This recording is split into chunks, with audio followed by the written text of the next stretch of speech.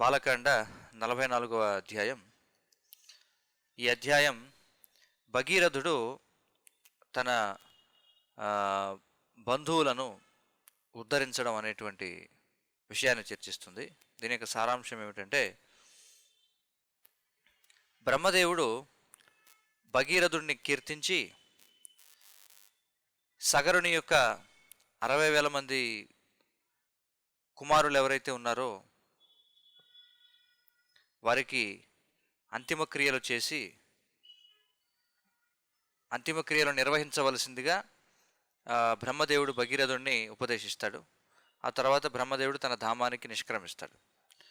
భగీరథుడు బ్రహ్మదేవుడు ఉపదేశించినట్టుగానే చేసి తన యొక్క నగరానికి అతడు తిరిగి వెళ్ళిపోతాడు. అతడు పౌరులందరినీ కూడా ఆ విధంగా పాలించి ఆనందంగా తన జీవనాన్ని కొనసాగిస్తాడు. ఈ విషయాలను కూడా మనం ఈరోజు ఈ అధ్యాయంలో మనం చర్చిద్దాం. మొదటి శ్లోకం. సగత్వా సగరం రాజా గంగాయానుగతస్తథా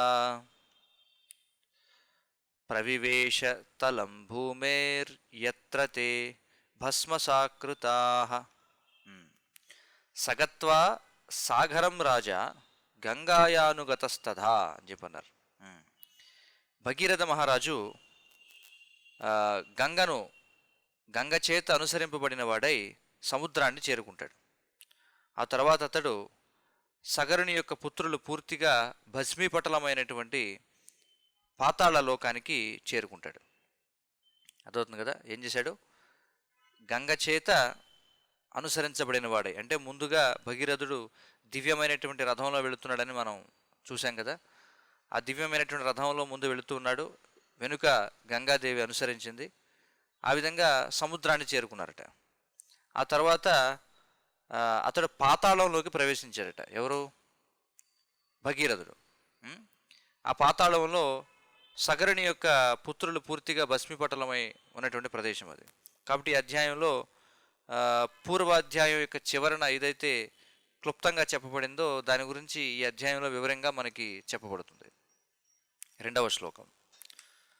భస్మని అథాప్లుతే రామ గంగాయా సలిలేన వై సర్వలోక ప్రభుర్బ్రహ్మ రాజానం ఇదమబ్రవీత్. తర్వాత ఏం జరిగింది?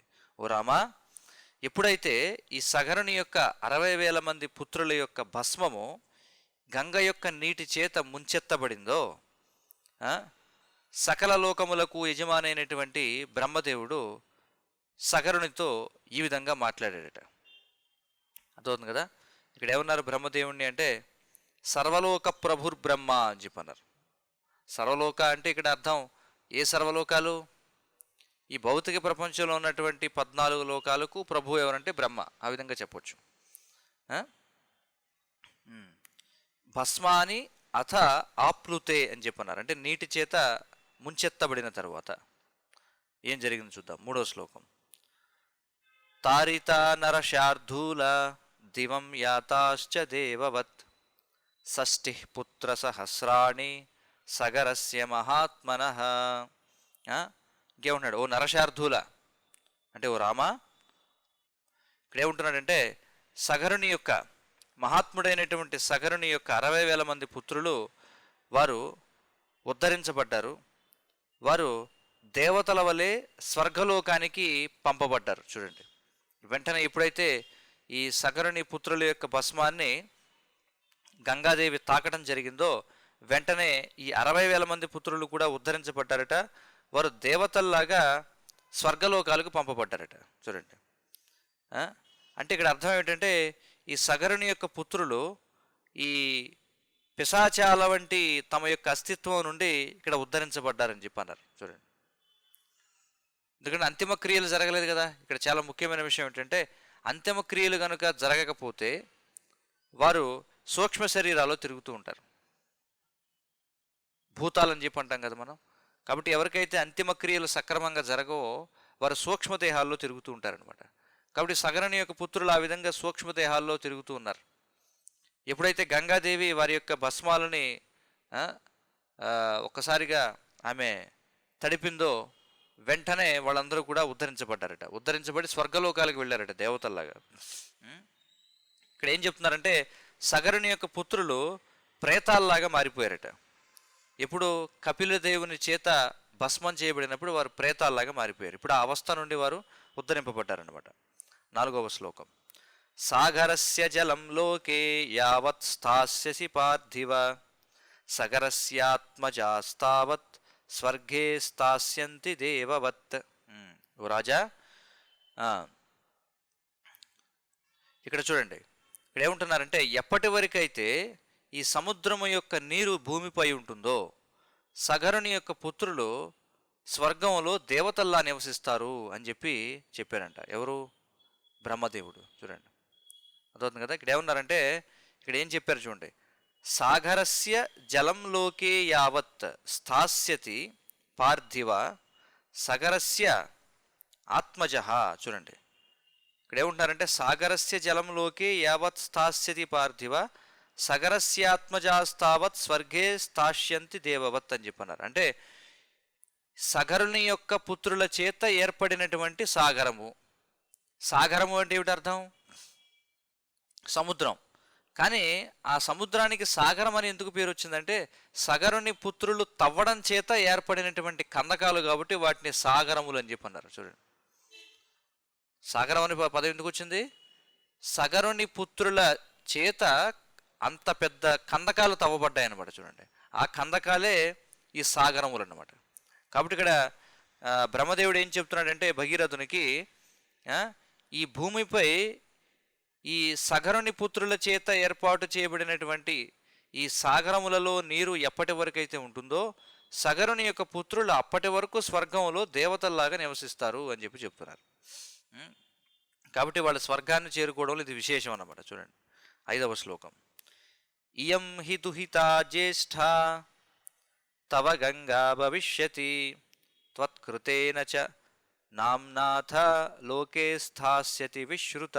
చూడండి, ఇంకేం బ్రహ్మదేవుడు ఏం చెప్తున్నాడు భగీరథుడి కంటే, గంగా నీ యొక్క జ్యేష్ఠ కుమార్తెగా తెలియబడుతుంది. అంతేకాకుండా నీ నుండి పొందినటువంటి నామము చేత ఆమె లోకములో విఖ్యాతి సాధిస్తుంది అని అంటున్నాడు. అంటే ఏమిటా పేరు చెప్పండి? భగీరథుని వల్ల గంగకు వచ్చినటువంటి పేరు ఏమిటి? భాగీరథి అని అంటారు గంగను. కాబట్టి బ్రహ్మదేవుడు ఏమని చెప్పాడంటే ఇక్కడ నీ యొక్క జ్యేష్ఠ కుమార్తెగా గంగ ఇప్పటి నుంచి ప్రఖ్యాతి సాధిస్తుంది. ఎందుకంటే నీ నామము నుండి వచ్చినటువంటి పేరుతో ఆమె ప్రసిద్ధి చెందుతుంది అని అన్నాడు. ఇక్కడ ఏమన్నారు చూడండి, కుమార్తె అని చెప్పడానికి దుహిత అని అన్నారు. జ్యేష్ఠ దుహిత అంటే జ్యేష్ఠ కుమార్తె అని చెప్పి భవిష్యతి ఆ విధంగా ఇక పేరు ఉండిపోతుంది అని అంటున్నారు. తర్వాత 6వ శ్లోకం. గంగా త్రిపథఘారాజన్ దివ్యా భాగీరథీతి చ త్రీన్పతో భావయంతీతి తతస్ త్రిపథఘా స్మృత. ఇంకేమంటున్నాడు చూడండి బ్రహ్మదేవుడు, ఓ రాజా, ఓ భగీరథ, ఈ దివ్యమైనటువంటి గంగ అది ప్రపంచ ప్రఖ్యాతి సాధిస్తుంది. ఏమని? త్రిపథఘ అని, భాగీరథి అని ప్రఖ్యాతి సాధిస్తుంది. ఎందుకంటే ఆమె 3 మార్గాల గుండా చరించింది కాబట్టి ఆమె త్రిపథఘ అనేటువంటి పేరు చేత స్మరించబడుతుంది అని చెప్పన్నారు. కాబట్టి ఇక్కడ త్రిపథఘ అంటే అర్థం ఏమిటంటే 3 మార్గాల గుండా ప్రయాణించింది అని. మరి ఏమిటా 3 మార్గాలు? 3 మార్గాలు ఏమిటి? గంగాదేవి ప్రయాణించినటువంటి 3 మార్గాలు ఏమిటంటే ఆకాశము, దేవతాలోకాలు, తర్వాత భూలోకం. ఆ విధంగా 3 మార్గాల గుండా ఆమె ప్రయాణించింది కాబట్టి త్రిపథఘ అనేటువంటి పేరు సార్థకం అవుతుంది అని అంటున్నారు. కాబట్టి ఇక్కడ మనకి ఈ శ్లోకంలో బ్రహ్మదేవుడు గంగ యొక్క 2 నామధేయాలను ఇక్కడ తెలియజేస్తున్నారనమాట. అలాగే వాటి యొక్క అర్థం ఏమిటో కూడా చెప్తున్నారు. త్రిపథఘ అనే పేరు ఎలా వచ్చింది అనే దాని గురించి.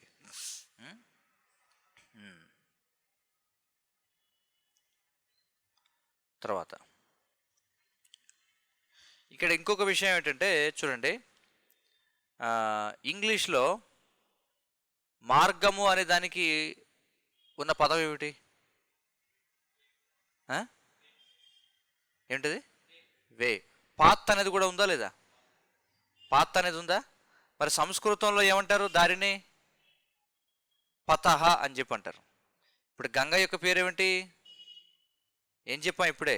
త్రిపతఘ అని చెప్పి అన్నాం. అంటే 3 మార్గాల్లో ప్రయాణించింది అని చెప్పి. కాబట్టి పదము మనం కూడా చెప్తాం కదా, దివ్య పదము అని చెప్పి. దివ్య పదము అంటే ఏమిటి? దివ్యమైనటువంటి మార్గము అని చెప్పి.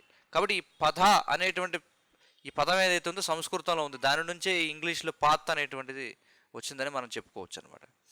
7వ శ్లోకం. పితామహానాం సర్వేషాం త్వం అత్ర మనుజాధిప కురుష్వ సలిలం రాజన్ ప్రతిజ్ఞాం అపవర్జయ. ఇంకేముంటున్నాడు చూడండి. మనుజాధిప, ఇక్కడ ఏమని చెప్తున్నాడు చూడండి బ్రహ్మదేవుడు. మనుజాధిప అంటే అర్థం ఏమిటి?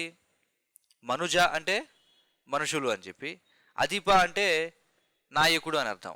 కాబట్టి ఓ మనుజాధిప అంటే ఓ భగీరథ, నీవు నీ యొక్క ప్రపితామహులకు అంతిమ క్రియలు నిర్వహించు, నీవు చేసినటువంటి వాగ్దానాన్ని పూర్తి చేయి అని చెప్పి అంటున్నాడు. పితామహానాం సర్వేషాం త్వం అత్ర మనుజాధిప కురుష్వ సలిలం రాజన్ అని చెప్పి అంటున్నాడు. సలిలం అంటే ఇక్కడ ఏమన్నారంటే అంతిమ క్రియలు, అంటే నీళ్ళు వదిలేరని చెప్పి అంటారు కదా చూడండి. మనం అంటుంటాం నీళ్ళు వదిలేశారని చెప్పి. నీళ్ళు వదిలేటువంటి ఏమిటి అంటే ఇంకా సంబంధం తెగిపోయిందని, అంతే కదా నీళ్ళు వదిలేశారంటే. అలాగే ఇక్కడ ఏమంటున్నాడంటే బ్రహ్మదేవుడు భగీరథునితోటి ఇక అందుకే వాటిని నీళ్ళు వదిలేయడం అంటే ఇక అంతిమ క్రియలు అన్నమాట. అంతిమ క్రియలు ఇక సంబంధం అయిపోయింది ఇంక అక్కడతోటి. కాబట్టి ఇక్కడ ఏమంటున్నాడంటే నీవు అంతిమ క్రియలు నిర్వహించు, అంటే వారికి నీళ్ళు వదులు, ఆ విధంగా నువ్వు చేసినటువంటి ప్రతిజ్ఞ ఏదైతే ఉందో దాన్ని పూర్తి చేసుకో అని చెప్పి అంటున్నాడు. అపవర్జయ, దాన్ని పూర్తి చేసుకో.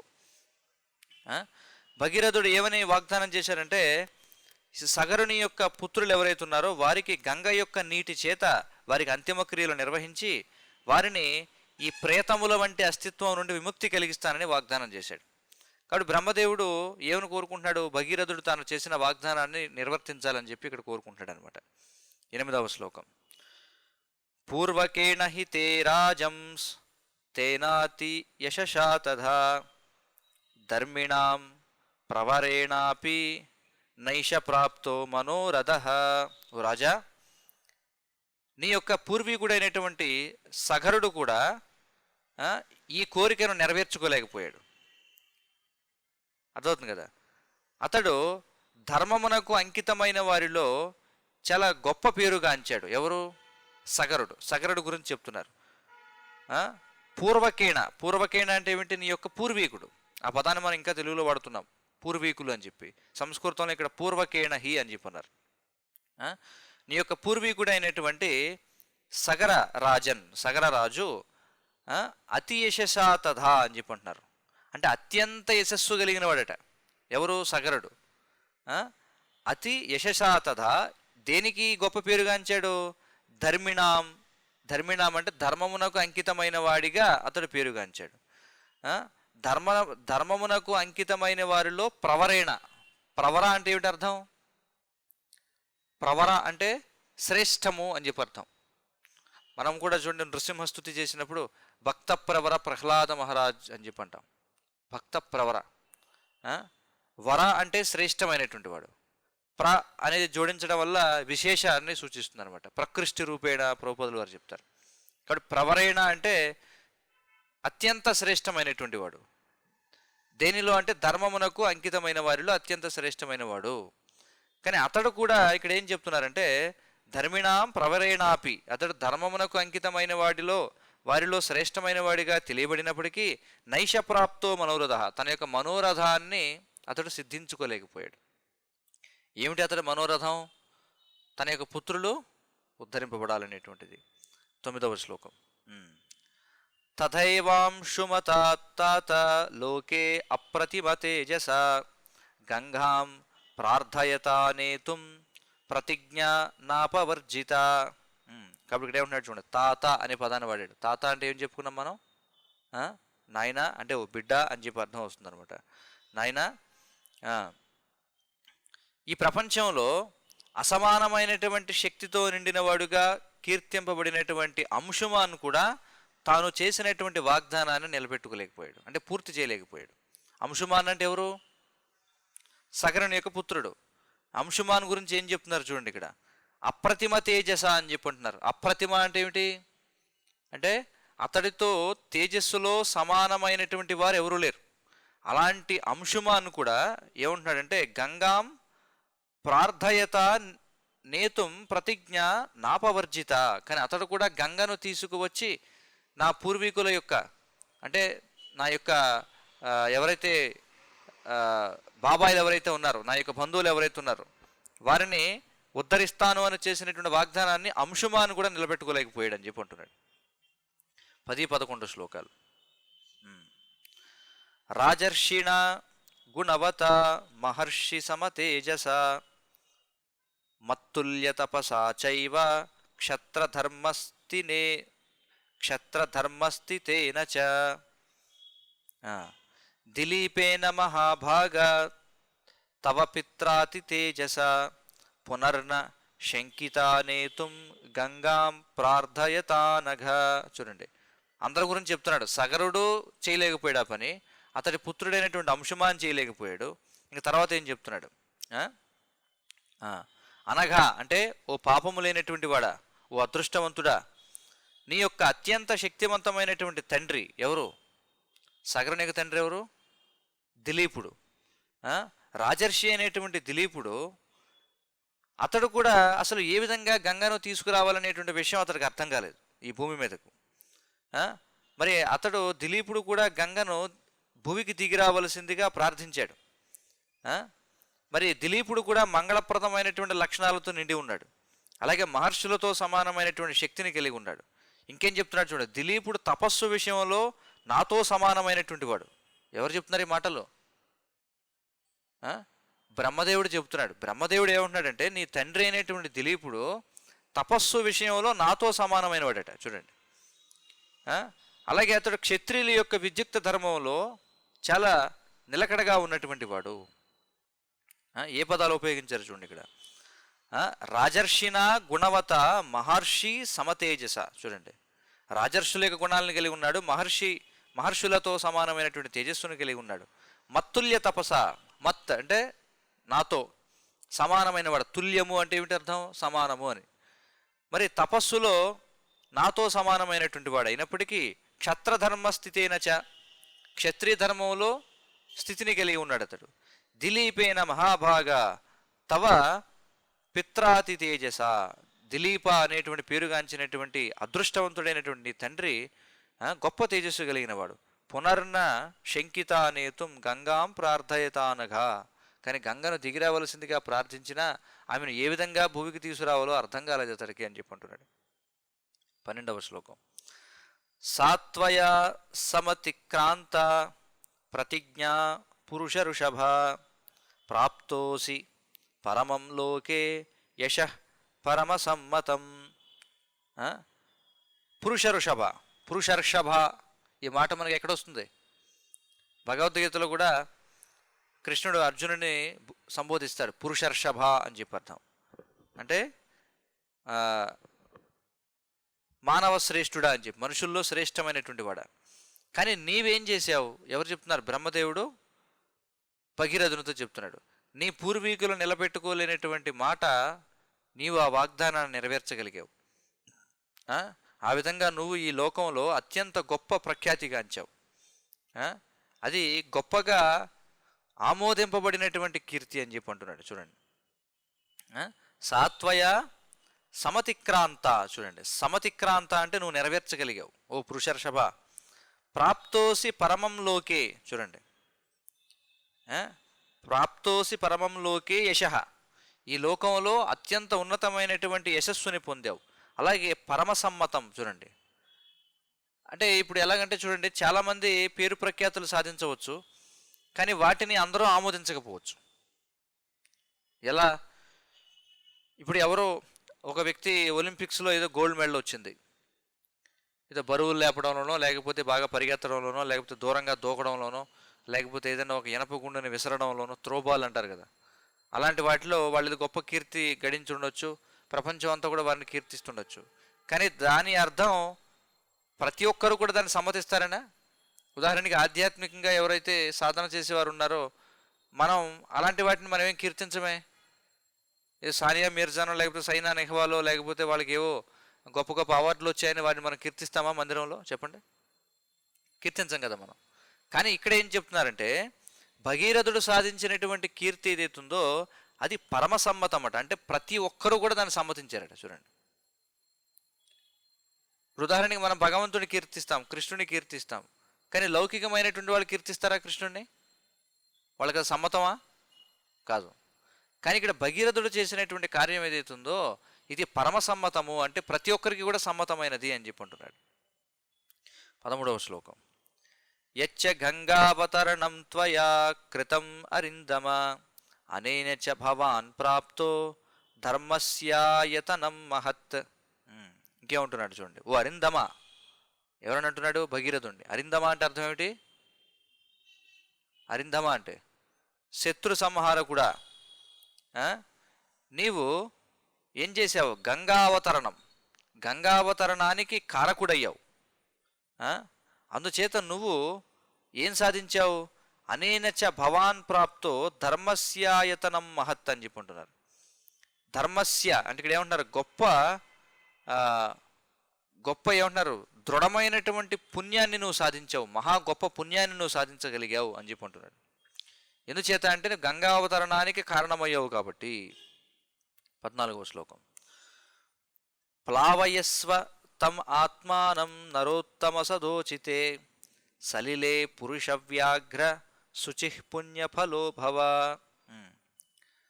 ప్లావయస్వత్వం, ప్లావయస్వత్వం అంటే స్నానము అని చెప్పి అర్థం అట. ఇక్కడ చెప్తున్నారు. ఇక్కడేమంటున్నారు చూడండి. పురుషవ్యాఘ్ర, పురుషవ్యాఘ్ర అంటే ఓ అత్యంత శ్రేష్టమైనటువంటి వాడా,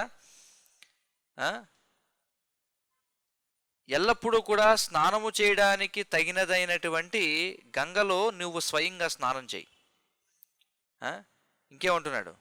ఓ నరోత్తమ అంటే, నరోత్తమ అంటే నరులలో ఉత్తమమైన వాడా, నీవు ఆ విధంగా పవిత్రుడవై పుణ్య ఫలితాన్ని పొందు అని చెప్పి అంటున్నాడు. చూడండి, ప్లావయస్వత్వం ఆత్మానం నరోత్తమ సధోచితే అని చెప్పి అంటున్నాడు. సధోచితే అన్నారు. సధోచితే అంటే ఏమిటట? సదా అంటే ఎల్లప్పుడూ, ఉచితే అంటే స్నానం చేయడానికి తగినది అని అర్థం. ఇక్కడ విశేషం ఏమిటంటే గంగ తప్ప ఇతర నదులు ఏవి కూడా ఎల్లప్పుడూ స్నానం చేయడానికి సరిపడవట. చూడండి, కారణం ఏమిటి? ఎందుకంటే ఆ నదులలో ఉండేటువంటి ధూళి, దుమ్ము లేకపోతే మురికి ఉంటాయి కదా, అందుచేత అన్ని నదులు అన్ని కాలాల్లో స్నానం చేయడానికి పనికిరావట. కానీ గంగ మాత్రం అలా కాదు. ఇక్కడ ఏమంటున్నారు చూడండి, సదా ఉచితే అని చెప్పి అంటున్నారు. అంటే గంగ బాహ్యంగా మనం చూడడానికి ఎలా కనిపించినా కూడా, అంటే అత్యంత మురికిగా ఉన్నా ఎలా ఉన్నా సరే, గంగ యొక్క నీరు ఎల్లప్పుడూ కూడా స్నానం చేయడానికి తగినవే అని చెప్పి అంటున్నారు. అందుకే ఆ విశ్వాసం కలిగిన వాళ్ళు మనం చూస్తాం, వారణాసి లేకపోతే ప్రయాగ, ఇలా గంగ ప్రవహించే కొన్ని తీర్థ స్థలాలు ఏవైతే ఉంటాయో అక్కడ బాహ్యంగా చూడడానికి చాలా మురికిగా కనిపిస్తుంది గంగ. అంటే శవాలు తేలుతుంటాయి, లేకపోతే చెత్త చెదారం, ప్లాస్టిక్ అవి ఇవి, అంటే చూడడానికి కూడా చాలా దుర్వాసన వస్తూ ఉండొచ్చు.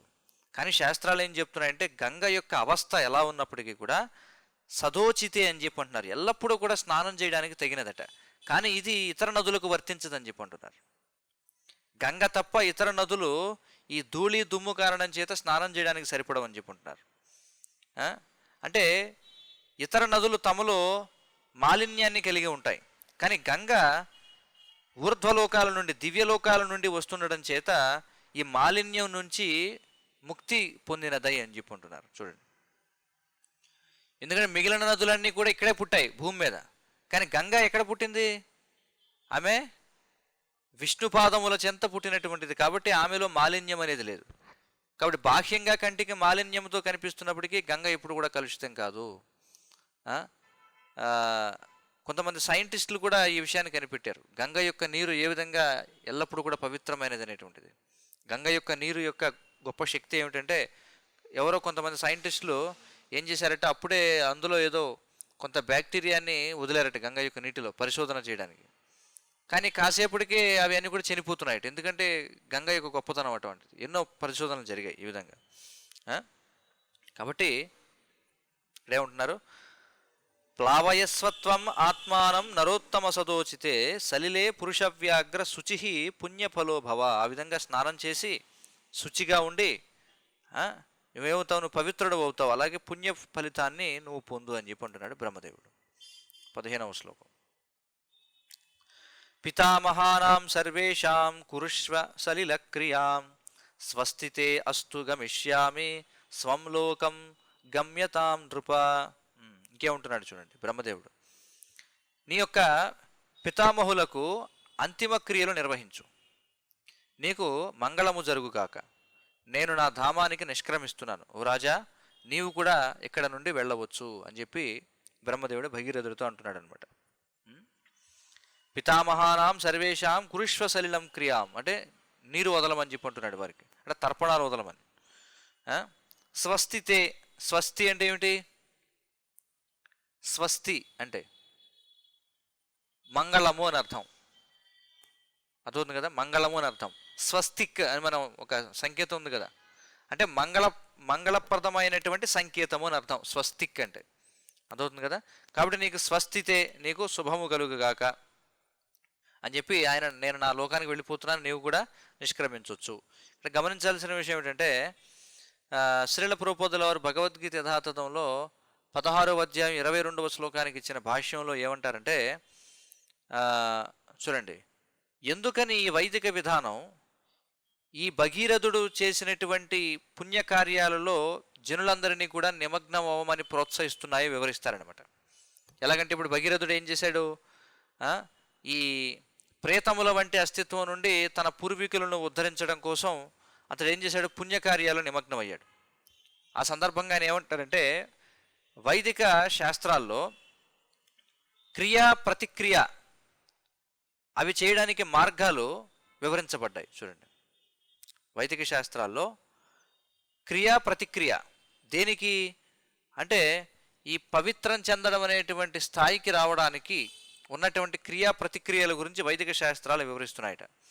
ఈ మొత్తం విధానం అంతా కూడా దేనిపై ఆధారపడి ఉంది అంటే ఈ కామ క్రోధ లోభము అనేటువంటి వాటిని విడిచిపెట్టడం కోసం. చూడండి, వేదాల్లో చెప్పబడినటువంటి పవిత్రీకరణ కార్యాలు ఏవైతే ఉన్నాయో, రకరకాల క్రతువులు ఏవైతే ఉన్నాయో, ఇవన్నిటి యొక్క లక్ష్యం ఏమిటంటే కామక్రోధ లోభముల నుండి మనల్ని పవిత్రం చేయడం కోసం.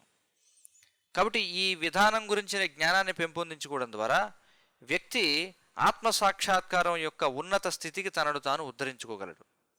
కాబట్టి ఈ ఆత్మసాక్షాత్కారం అనేది భక్తియుత సేవ చేత ఇది పరిపూర్ణమవుతుంది అని చెప్పుకుంటున్నారు.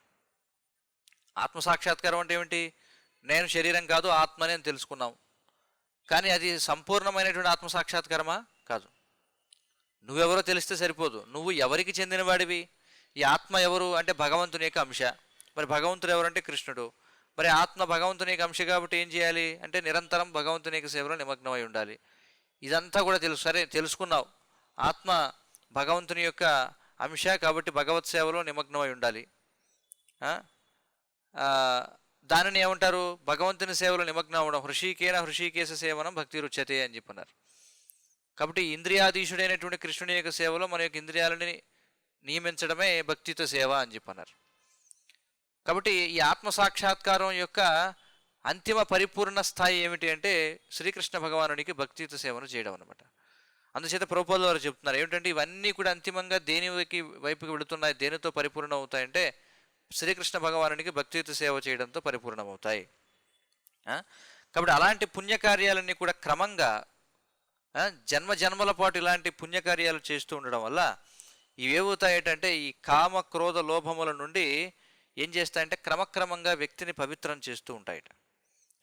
మరి బ్రహ్మదేవుడు ఎవరు? అతను మొత్తం సమస్త విశ్వానికి ఆధ్యాత్మిక గురువు అన్నమాట. అతడికి ఈ విషయం చాలా చక్కగా తెలుసు కాబట్టి అందుచేత అతడు భగీరథుడు చేసినటువంటి ప్రయత్నాలు ఏవైతున్నాయో తన పూర్వీకులను ఉద్ధరించడానికి, ఆ ప్రయత్నాల చేత అతడు చాలా ఆనందించాడు అనమాట. చాలా గొప్పగా నువ్వు చేస్తున్నావు నాయన, చాలా మంచి పని చేస్తున్నావు, ఎందుకంటే అవన్నీ కూడా అంతిమంగా పరమ లాభాన్ని మనకి ఇస్తాయి. ఏమిటంటే శ్రీకృష్ణుని యొక్క భక్తియుత సేవ అనేటువంటి దానితో అవన్నీ కూడా ముగుస్తాయి అన్నమాట. 16వ శ్లోకం. ఇతి ఏవం ఉక్త్వా దేవేశ సర్వలోక పితామహ యథాగతం తథాగచ్చత్ దేవలోకం మహాయశాః. ఇది ఏవం ఉక్త్వా, ఆ విధంగా చెప్పినవాడై ఏం చేశారట, దేవేశ సర్వలోక పితామహ, దేవేశ అంటే ఏమిటి, దేవతలకు నాథుడైనటువంటి వాడు, ఇంకా సర్వలోకములకు పితామహుడు అయినటువంటి బ్రహ్మదేవుడు యథాగత్యం తథాగచ్చత్, చూడండి, యథాగతం తథాగచ్చత్ అంటే ఏ విధంగా వచ్చాడో అలాగే మళ్ళీ తిరిగి వెళ్ళిపోయాడట. ఎక్కడికి, దేవలోకం మహాయశాహ, గొప్ప కీర్తి పొందినటువంటి ఈ దేవలోకం ఏదైతుందంటే బ్రహ్మలోకం, బ్రహ్మగారు ఉండేటువంటి లోకం ఏది, బ్రహ్మలోకం, అక్కడికి ఎలా వచ్చాడో అలాగే వెళ్ళాడట. యథాగతం తథాగచ్చత్ అని చెప్పన్నారు. 17-18 శ్లోకాలు. భగీరథో అపి రాజర్షి కృత్వా సలిలముత్తమం యథాక్రమం యథా న్యాయం సాగరాణం మహాయశాః కృతోదకః శుచిరాజా స్వపురం ప్రవివేశః సమృద్ధార్థో నరశ్రేష్ఠ స్వరాజ్యం ప్రశశాశః. తర్వాత ఏమైంది మరి, సగరుని యొక్క పుత్రులకు నియమబద్ధంగా శాస్త్రానుసారంగా అంతిమ క్రియలు పూర్తి చేసిన తరువాత, అంటే వారికి నీరు వదిలిన తర్వాత, జలతర్పణములు అర్పించిన తర్వాత, ఎవరికి, ఈ సగరుని యొక్క 60,000 మంది పుత్రులకు రాజర్షి అయినటువంటి భగీరథుడు, గొప్ప కీర్తిమంతుడైనటువంటి వాడు, ఆ విధంగా పవిత్రమయ్యాడట. ఆ తర్వాత రాజు తన యొక్క నగరంలోకి ప్రవేశించాడు. కాబట్టి నరశ్రేష్ఠ ఈ ప్రయోజనాన్ని పొందిన తర్వాత అతడు తన రాజ్యాన్ని పాలించాడు అని చెప్పన్నారు. స్వరాజ్యం అని చెప్పన్నారు. స్వరాజ్యం అంటే తన యొక్క రాజ్యాన్ని అతడు మళ్ళీ పాలించడం జరిగింది. కాబట్టి నా రాజ్యం, ఇక్కడ స్వరాజ్యము అంటే నిజంగానే అతడికి రాజ్యంపై పూర్తి నియంత్రణ అనేది ఉంటుందన్నమాట. ఇప్పుడు మనం కూడా చెప్తాం ఏమిటి, స్వరాజ్యం సిద్ధించాలి అని చెప్పి. మనం ఏమనుకుంటున్నామంటే రాజ్యం మనది అనుకుంటున్నాం, కానీ రాజ్యంపై పూర్తి హక్కులు మనకున్నాయా, పూర్తిగా నియంత్రించగలుగుతున్నామా? కుదరదు. ప్రజాస్వామ్యంలో స్వరాజ్యం అనేది కళ్ళ, ఒక రకంగా చెప్పాలంటే మన నియంత్రణలో ఉండదు. కానీ రాజరిక వ్యవస్థలో స్వరాజ్యం అనేటువంటిది నిజంగానే అర్థవంతమైంది అనమాట. ఎందుకంటే అతడికి పూర్తిగా నియంత్రణ ఉంటుంది రాజ్యంపై. 19వ శ్లోకం. ప్రముమోదచ లోకస్థం నృపం ఆసాధ్య రాఘవ నష్టశోక సమృద్ధార్థో బభూవ విగతజ్వర. ఓ రఘునందన అంటే ఎవరు, ఓ రామచంద్ర, ఈ భగీరథుని రాజ్యంలో ఉన్నటువంటి జనులు రాజు మళ్ళీ తమ రాజ్యానికి తిరిగి రావటం పట్ల గొప్ప హర్షాతిరేకాలను ప్రదర్శించారట. ఇక వారి యొక్క శోకమంతా కూడా నాశనం చేయబడింది, వారి యొక్క ప్రయోజనాలని కూడా సిద్ధించాయి. వారందరూ కూడా వ్యాధుల నుండి బయటపడ్డారట. విగతజ్వర, చూడండి, జన్మ మృత్యు జరా వ్యాధి అని చెప్పి అంటాం. జర అన్నా జ్వర అన్నా రెండు కూడా ఒకటే అర్థం, ఏంటంటే వ్యాధి అని అర్థం. అర్థమవుతుంది కదా. జ్వరము అంటాం కదా, జర అంటే ఏమిటి, ముసలితనం. కానీ ముసలితనం అనేది కూడా ఒక రకమైనటువంటి వ్యాధి, భౌతిక శరీరానికి వ్యాధి అన్నటువంటి ఇది. కాబట్టి ఈ జరా వల్ల జ్వరం వస్తుంది మనకి. చూడండి, ముసలితనం అనేది దాంట్లో ఉన్న విశేషం ఏమిటి అంటే, ముసలితనం వల్ల శరీరం రోగగ్రస్తం అవుతుంది అనమాట. అర్థమవుతుంది కదా. కాబట్టి ఇక్కడ ఏమంటున్నాడంటే, ప్రముమోదచ లోకస్థం, లోకహ అంటే జనులు, అతని రాజ్యంలో ఉన్నటువంటి జనులందరూ కూడా ప్రముమోద అంటే గొప్ప ముదమునకు గురయ్యారు, అంటే గొప్ప ఆనందానికి గురయ్యారట. తం నృపం ఆసాధ్య రాఘవ అని చెప్పుంటున్నారు. తం నృపం అంటే ఏమిటి, వారి యొక్క రాజు ఆసాధ్య అంటే తిరిగి వచ్చాడు కాబట్టి. ఆ విధంగా వారందరూ కూడా ఎలా ఉన్నారట అంటే, సమృద్ధ అర్థ అంటే వారి యొక్క ప్రయోజనములు సిద్ధించాయి, బభూవ విగతజ్వర అని చెప్పన్నారు. అన్ని రకముల వ్యాధుల నుండి వారు విముక్తి పొందారట. చూడండి, అంటే పాలకుడు అనేటువంటి వాడి యొక్క ప్రభావం జనులపై ఎంతగా ఉంటుందో మీరు చూడండి. అంటే పాలకుడు సరైన వాడైతే జనులందరూ కూడా సుఖశాంతులతో ఉండొచ్చు అనమాట. పాలకుడు సరైన వాడు కాకపోతే ప్రజలందరూ కూడా వ్యాధుల చేత కూడా పీడించబడతారు.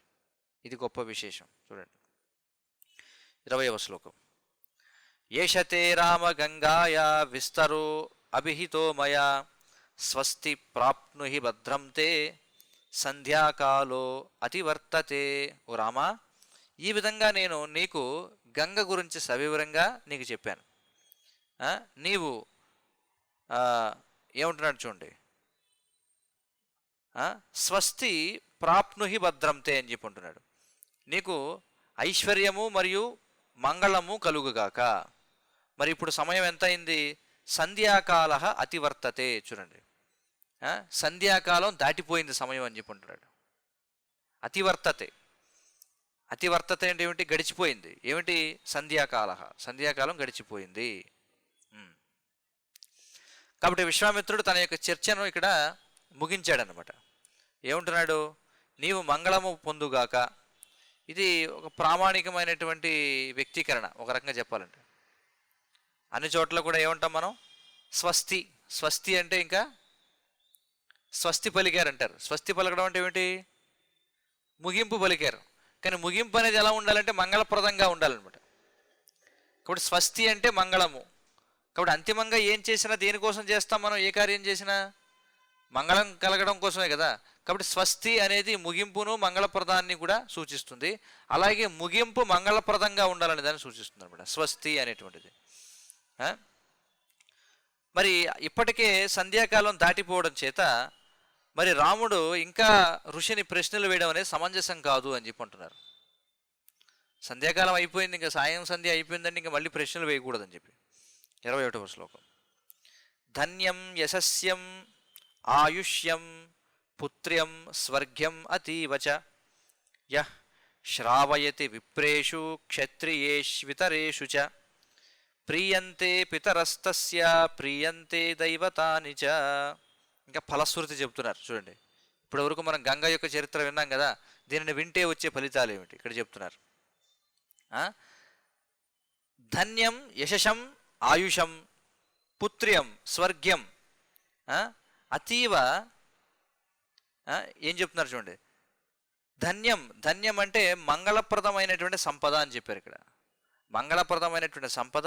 యశస్యం అంటే యశస్సు. ఆయుష్యం అంటే ఆయుష్యం అంటే ఏమిటి? దీర్ఘమైనటువంటి ఆయుష్. పుత్ర్యం అంటే పుత్రులు. స్వర్గ్యం అంటే స్వర్గలోకంలో నివాసం. ఇవన్నీ కూడా అతీవచయ శ్రావయతి. ఎవరైతే ఈ గంగ యొక్క అవతరణము గురించినటువంటి వృత్తాంతాన్ని వివరిస్తారో, గంగ యొక్క ఈ గంగా చరిత్రం ఏదైతే ఉందో, గంగా అవతరణము గురించిన ఈ వృత్తాంతాన్ని ఎవరైతే, అంటే ఈ చరిత్ర ఏదైతే ఉందో, గంగా అవతరణం యొక్క చరిత్రను ఎవరైతే శ్రావ్యతి, శ్రావ్యతి అంటే ఇక్కడ ఏమని చెప్తున్నారంటే వినిపిస్తారు అని అర్థం. శ్రావ్యతి అంటే ఎవరైతే వినిపిస్తారో, ఎవరికట? విప్రేషు క్షత్రియేషు ఇతరేషు చ. ఇక్కడ చెప్తున్నారు చూడండి.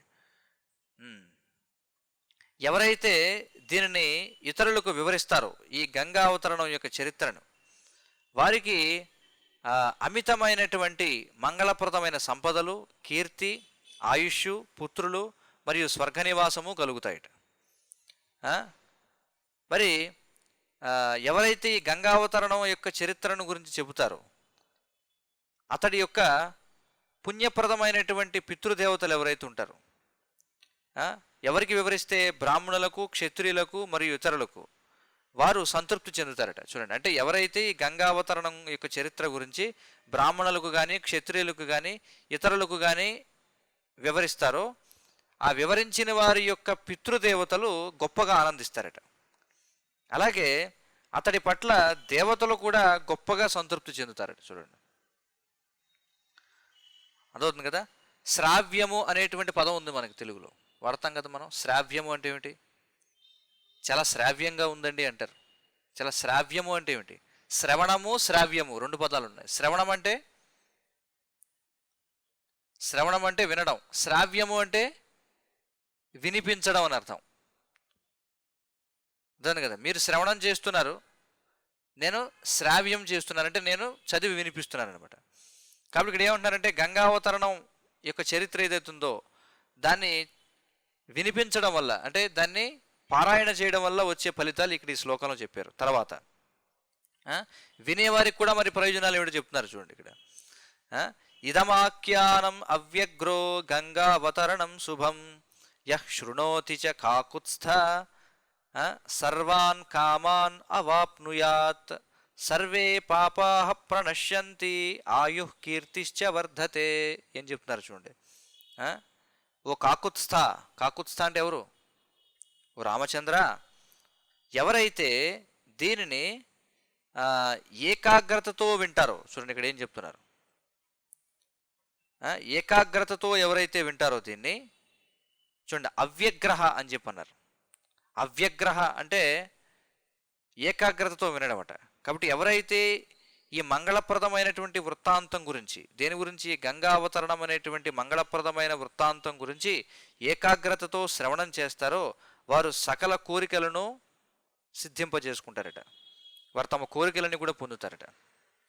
ఇంకేమంటున్నారు చూడండి, సర్వే పాపాహ ప్రణశ్యంతి, వారి యొక్క పాపములని కూడా నాశనం అవుతాయట.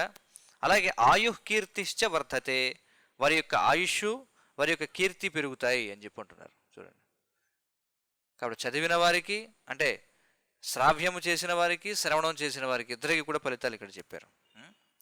ఆఖ్యానం, ఆఖ్యానము అంటే ఈ యొక్క వృత్తాంతము అని అర్థం, శుభప్రదమైనటువంటి వృత్తాంతం. కాబట్టి ఈ విధంగా ఎవరైతే ఈ వృత్తాంతాన్ని వింటారో వారికి కలిగేటువంటి ప్రయోజనాల గురించి కూడా మనకి ఇక్కడ వివరించడం జరిగిందనమాట. దీనితో మనకు బాలకాండ 44వ అధ్యాయం ముగిసింది. తర్వాత 45వ అధ్యాయం ఏమిటనేది చూద్దాం. సరే, 45వ అధ్యాయం బాలకాండ. ఈ 45వ అధ్యాయం దేని గురించి చర్చిస్తుందంటే క్షీరసాగర మథనం గురించి చర్చిస్తుంది అనమాట. ఈ యొక్క అధ్యాయంలో మనం ఏం చూస్తామంటే ఉదయాన్నే వారి యొక్క చేయవలసినటువంటి క్రతువులు ఏవైతే ఉంటాయో, అంటే ఈ బ్రహ్మ ముహూర్తంలో చేయవలసినటువంటి పనులు ఏవైతే ఉంటాయో వాటిని ముగించుకున్న తర్వాత విశ్వామిత్రుడు మరియు ఇతరులు ఒక నావలో గంగను దాటి విశాల అనేటువంటి ఒక నగరాన్ని గంగ యొక్క ఉత్తర తీరాన చూస్తారట. ఎప్పుడైతే శ్రీరామచంద్రుడు విశ్వామిత్రుడిని ఆ నగరం గురించి ప్రశ్నించాడో ఆ విశ్వామిత్ర ఋషి మొట్టమొదట క్షీరసాగర మథనం యొక్క చరిత్రను గురించి వివరించాడట. అది ఇక్కడ మనం చూడబోయేటువంటి విషయం. చూద్దాం. మొదటి శ్లోకం. విశ్వామిత్రవచ శ్రుత్వా రాఘవ సహ లక్ష్మణ విస్మయం పరమం గత్వా విశ్వామిత్రం అతాబ్రవీత్. రాఘవుడు మరియు లక్ష్మణుడు ఈ విశ్వామిత్రుని యొక్క పలుకలను విని గొప్పగా ఆశ్చర్యపోయారట. ఆ తర్వాత వారు విశ్వామిత్రునితో ఈ విధముగా మాట్లాడారట. అంటే విశ్వామిత్రుని యొక్క ఏ పలుకులు విని? గంగా అవతరణం యొక్క వృత్తాంతాన్ని విని. రాఘవ సహ లక్ష్మణ అని చెప్పన్నారు. విస్మయాన్ని వ్యక్తం చేశారట. చూడండి, విస్మయం పరమం గత్వ, గొప్పగా ఆశ్చర్యపోయారట. చూడండి, తర్వాత ఈ విధంగా వారు మాట్లాడారు విశ్వామిత్రునితో. 2వ శ్లోకం. అత్యద్భుతం ఇదం బ్రహ్మన్ కథితం పరమం త్వయా గంగావతరణం పుణ్యం సాగరస్యాపి పురాణం. చూడండి ఏమంటున్నారు, సాగరస్యాపి పూరణం అని చెప్పన్నారు. అత్యద్భుతంగా ఉంది. ఏమిటిది? ఓ బ్రాహ్మణ, గంగ ఏ విధముగా ఈ భూమిపైకి అవతరించింది అనేటువంటి మంగళప్రదమైన వృత్తాంతం ఏదైతే ఉందో, అదేవిధంగా ఈ సముద్రం అనేటువంటిది ఏ విధంగా ఏర్పడింది అనేటువంటి వృత్తాంతం ఏదైతే ఉందో అది అత్యద్భుతంగా ఉంది అని చెప్పుకుంటున్నారు. ఎందుకంటే సముద్రం అనేది ఎలా ఏర్పడింది? సగరుని యొక్క పుత్రులు భూమిని తవ్వినప్పుడు ఈ సాగరం అనేటువంటిది ఏర్పడింది. ఇంతకుముందు కూడా మనం చెప్పుకున్నాం, సగరుని పుత్రుల చేత తవ్వబడింది కాబట్టి సాగరము అని పేరు వచ్చింది. దేనికి? సముద్రానికి. 3వ శ్లోకం.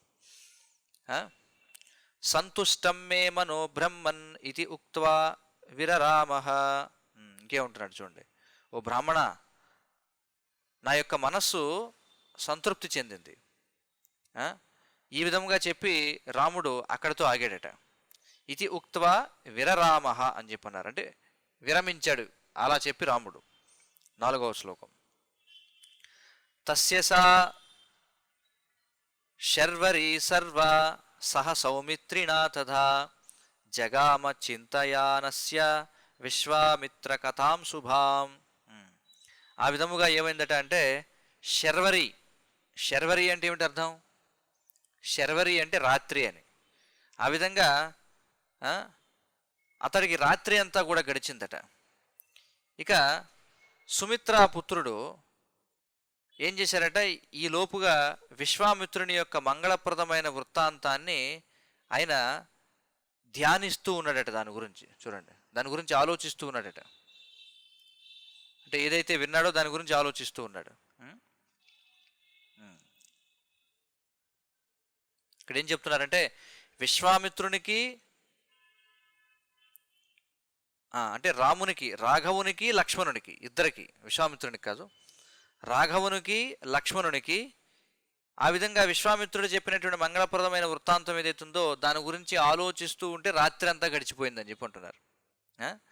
సా శర్వరీ సర్వ సహసౌమిత్రినా తథా జగామ చింతయానస్య విశ్వామిత్ర కథాం శుభం అని చెప్పన్నారు.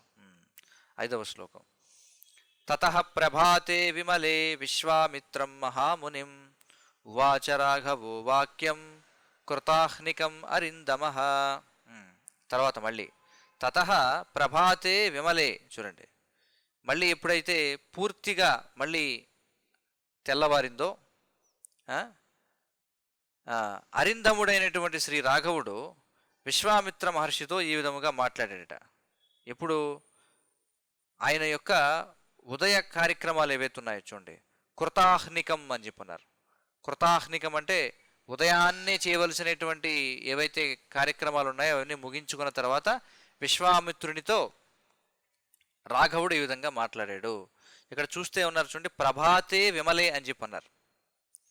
విమలే అంటే అర్థం ఏమిటి? విమల అంటే మాలిన్యము లేనిది అని అర్థం. ప్రభాతే విమలే అంటే పూర్తిగా తెల్లవారిన తర్వాత. బ్రహ్మముహూర్తంలో తెల్లవారుజామునే అంటాం, కానీ పూర్తిగా వెలుగు వస్తుందా? లేదు. కానీ పూర్తిగా వెలుగు రావడం అనే దాన్ని ఇక్కడ ఏమంటున్నారంటే ప్రభాతే విమలే అని చెప్పుంటున్నారు. మళ్ళీ ఇక్కడ రాముడు మాట్లాడుతున్నాడు విశ్వామిత్రునితో. 6వ శ్లోకం. గతా భగవతి రాత్రి శ్రోతవ్యం పరమం శృతం క్షణభూతేవ నౌరాత్రి సంవృత్తేయం మహాతపః ఇమాం చింతయతో సర్వాం నిఖిలేన కథాం తవ. చూడండి ఏమంటున్నారు. ఈ మంగళప్రదమైనటువంటి రాత్రి అంతా కూడా ఏదైతే ఖచ్చితంగా వినడానికి యోగ్యమైనదో దానిని వినడం ద్వారా ఈ శుభరాత్రి అంతా కూడా ముగిసింది. ఇంకేమంటున్నారు, ఓ గొప్ప తపస్సులు చేసినటువంటి ఓ మహర్షి, గత రాత్రి ఎలా గడిచిపోయిందంటే ఒక్క క్షణంలాగా గడిచిపోయింది. ఎందుకంటే మీరు చెప్పినటువంటి వృత్తాంతం ఏదైతుందో దాని గురించి మేము చింతిస్తూ ఉన్నాం, అంటే దాని గురించి ఆలోచించడంలో మేము మునిగిపోయాం. అందుచేత ఏమైందంటే గత రాత్రి అంతా కూడా గడిచిపోయింది. ఇక్కడ ఏమంటున్నారు, మరి గత రాత్రి ఏదైతుందో అది పవిత్రమైనది, అది పూజనీయమైనది. ఎందుకంటే అది మంగళప్రదమైనటువంటి విషయాల గురించి చర్చించడం ద్వారా గడిచిపోయింది కాబట్టి దాన్ని ఏమంటారంటే జాగరణ అని చెప్పి అంటారు. అదవుతుంది కదా. జాగరణ చేయడం అంటే ఏమిటి? ఆధ్యాత్మిక విషయాల గురించి చర్చించడం ద్వారా ముగిసినటువంటి రాత్రిని ఏమంటారు? జాగరణ చేయడం అని చెప్పి అంటారు. అంతేగాని జాగరణ అంటే ఒకే టికెట్ మీద 3 సినిమాలు కాదు. చూడండి, అదే కదా జరుగుతుంది. శివరాత్రి సమయంలో ఏం చేస్తారు? ఒక టికెట్ పోయి 3 ఆటలు. చూడండి, మొదటి ఆట, రెండో ఆట, మూడో ఆట అని చెప్పి. అది పూర్తి అర్థం లేనటువంటిది అనమాట. చూడండి, పూర్తిగా సాంప్రదాయాలను కూడా భ్రష్టు పట్టిపోయాయి ఆ విధంగా. జనం ఏమనుకుంటారు, ఆ విధంగా వెళ్ళి మేము సినిమా చూసి వచ్చి ఇంకా అంటే పరమ దౌర్భాగ్యకరమైనటువంటి విషయం ఏమిటంటే, అంటే ఈ కలి ప్రభావం ఎలా ఉందంటే చూడండి, అంతా కూడా తలకిందులైపోయి అత్యంత మంగళప్రదమైనటువంటి రోజుల్లో అత్యంత హీనమైనటువంటి పనులు చేస్తున్నారు జనం ధర్మం పేరుతో. చూడండి, సంవత్సరంలో మిగతా ఏ రోజైనా వాడు రాత్రంతా సినిమా చూస్తాడా? సంవత్సరంలో మిగిలినటువంటి ఏ రోజైనా వాడు ఆ విధంగా రాత్రిని గడుపుతాడా? చెప్పండి, లేదు. కానీ అత్యంత మంగళప్రదమైనటువంటి శివరాత్రి అంటే అర్థం ఏమిటి? శివ అంటే మంగళప్రదమైనది. మంగళప్రదమైనటువంటి రాత్రి రోజున వెళ్ళి రోజంతా సినిమా చూస్తాడు. దానివల్ల ఏమవుతుందంటే పూర్తి వ్యతిరేక ఫలితం వస్తుందన్నమాట. ఎందుకంటే మంగళప్రదమైనటువంటి ప్రాంతాల్లో కానీ మంగళప్రదమైనటువంటి పర్వదినాల్లో కానీ చేసినటువంటి పనులకు 10ంతల ఫలితం వస్తుంది. అదే కదా. సాధారణ రోజుల్లో చేసినటువంటి సాధనకు ఒక మంగళప్రదమైనటువంటి తిథి రోజున, అంటే ఉత్సవం రోజున, జన్మాష్టమి లేదా బలరామ పూర్ణిమ లేకపోతే రామనవమి లేదా నరసింహ చతుర్దశి, శివరాత్రి ఇలాంటి మంగళప్రదమైన రోజులు ఏవైతే ఉన్నాయో ఆ రోజు చేసినటువంటి సాధన విశేషమైనటువంటిది. అందుకే మనం ఏం చేస్తాం, ఇలాంటి పర్వదినాల్లో ఉపవాసం చేసి ఆ సమయాన్ని కూడా సాధన కోసం ఖర్చు పెడతాం. ఎందుకని అంటే ఆ రోజు ఇంకా ఎక్కువ ఫలితం వస్తుంది కాబట్టి. అర్థమవుతుంది కదా. కానీ ఈ దౌర్భాగ్యులు ఏం చేస్తారంటే అత్యంత పవిత్రమైనటువంటి రోజున అత్యంత హీనమైన పనులు చేయడం ద్వారా ఆ రోజు వీళ్ళు చేసినటువంటి పాపం ఏదైతే ఉందో 10 ఫలితాన్ని ఇస్తుంది అనమాట. మీకు అర్థమవుతుంది కదా. అంటే తత్వం తెలియకుండా గుడ్డిగా ఇలాంటి పనులు చేయడం వల్ల ఎంత దౌర్భాగ్యకరమైనటువంటి పరిస్థితి అవుతుంది చూడండి. అందుకే చెప్తాం ఒక్కోసారి, అంటే దాన్ని ఏమంటారు, nothing is better than non sense అని చెప్పి అంటారు. ఇంగ్లీష్లో ఒక సామెత ఉంది, nothing is better than non sense. అంటే అర్థం లేని పనులు చేసే కంటే ఏమీ చేయకుండా ఉండడం మేలు ఒక విధంగా. కాబట్టి ఇలాంటి దుర్మార్గులు దరిద్రులు ఎవరైతే ఉన్నారో అలాంటి వాళ్ళు ఇలాంటి పండుగలు చేయకుండా ఉండడమే మేలు. దానివల్ల వారికే లాభం అన్నమాట. అర్థమవుతుంది కదా.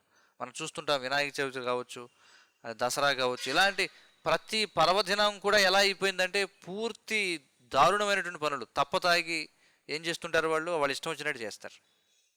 పండగ పేరుతో విరాళాలు సేకరిస్తారు. విరాళాలు దేనికి సేకరిస్తారు మనం చూస్తుంటాం కదా. వినాయకుడిని పెడతారు, అటో సౌండ్ బాక్స్ ఇటో సౌండ్ బాక్స్. ఉదయాన్నే ముందు ఏదో ఏమంటారు, ఒక పాట పెడతారు ముందు ఉదయాన్నే, ఏదో వినాయకుడికి సంబంధించింది. తర్వాత రోజంతా ఏమిటి చేసే పని ఏమిటి చెప్పండి, సినిమా పాటలు అది ఇది. మరి వాడు నరకానికి వెళతాడు. అలాంటి పనికిరానటువంటి పనులకు సహాయం చేసిన వాళ్ళు కూడా పాపాన్ని పంచుకోవాల్సి వస్తుంది. అందుకే మనం విరాళం ఇచ్చేటప్పుడు చాలా జాగ్రత్తగా ఆలోచించాలి, ప్రతి రూపాయి ఎలా ఖర్చు అవుతుందని చెప్పి.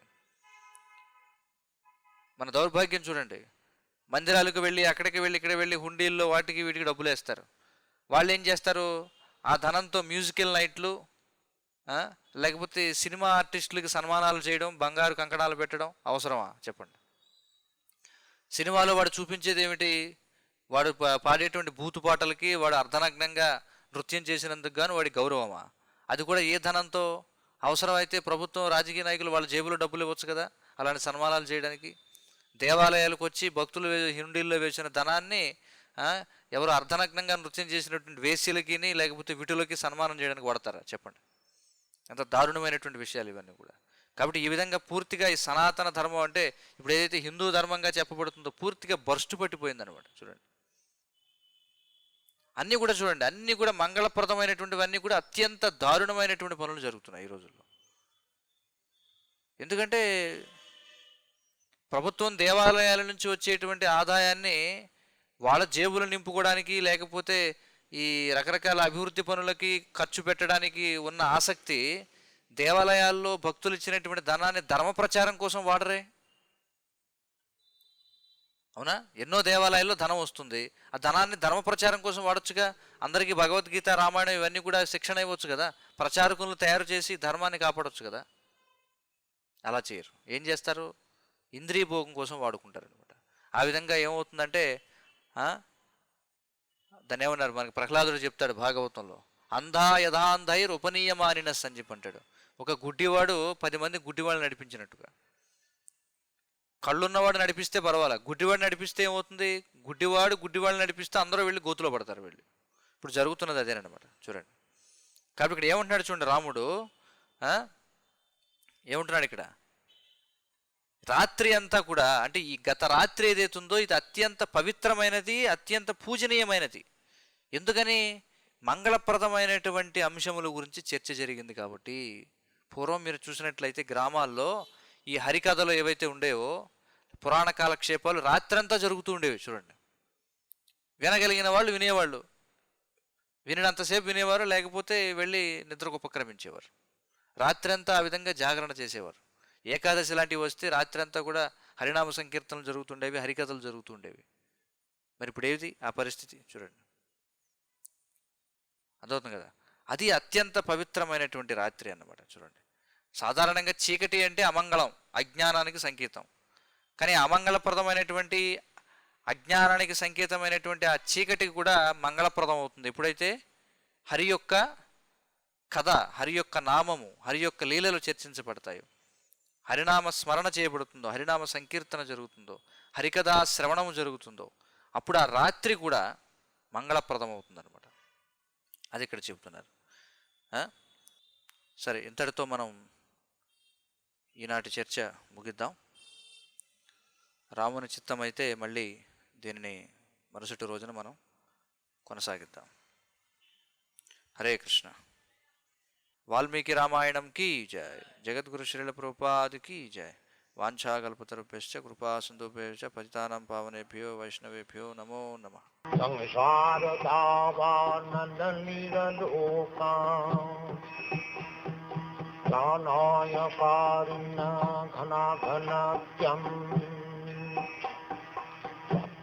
सकल